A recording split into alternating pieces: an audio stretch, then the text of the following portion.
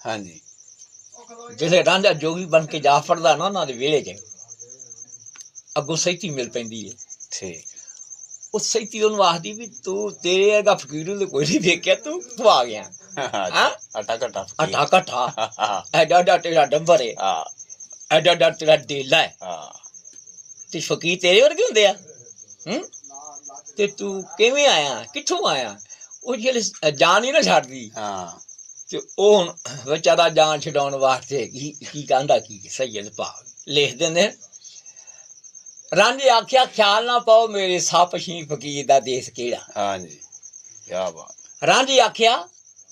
ਖਿਆਲ ਨਾ ਪਾਓ ਮੇਰੇ ਸੱਪ ਸ਼ੀ ਫਕੀਰ ਦਾ ਦੇਸ ਕਿਹੜਾ ਕੂਈਆਂ ਵਾਂਗ ਮਮੋਲਿਆਂ ਦੇਸ ਛੱਡੇ ਹਾਂਜੀ ਅਸਾਂ ਜ਼ਾਤ ਸਫਾ ਤੇ ਭੇਸ ਕੇ ਦੇਸ ਕਿਹੜਾ ਹੈ ਤੇ ਵਤਨ ਦਮਾਂ ਦੇ ਨਾਲ ਤੇ ਜ਼ਾਤ ਜੋਗੀ ਹਾਂ